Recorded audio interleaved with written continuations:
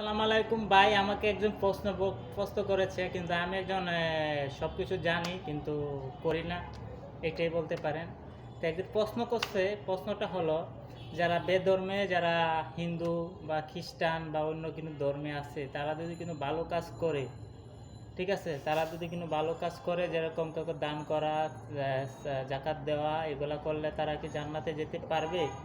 এরকম প্রশ্ন এক ভাই আমাকে করেছে। তো সে প্রশ্নটা ফেসবুকে যেমন আমাকে প্রশ্নটা করেছে, তো আমি ফেসবুকের মাধ্যমেই সে প্রশ্নটার উত্তর দেওয়ার চেষ্টা করছি।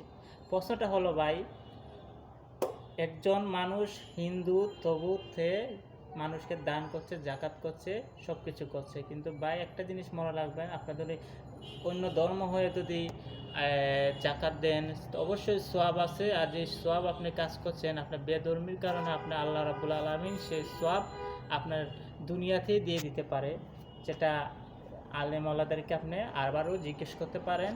সেই সওয়াব আপনি দুনিয়াতেই পেতে পারেন। যেরকম আপনি কাউকে 100 টাকা দান করছেন, আপনি 100 টাকার বদলে 1000 টাকা পেয়ে যেতে পারেন। এর মানে এটা কথার উদাহরণে বলছি কি। তো আপনি দুনিয়াতে যেরকম ভালো কাজ করবেন, আপনাকে সম্পদ শত বাড়িয়ে দিবে, আপনার কমতি নাই। কেন আল্লাহ রাব্বুল আলামিন বলেছেন, কিন্তু বেধর্মী জান্নাতে প্রবেশ হবে না।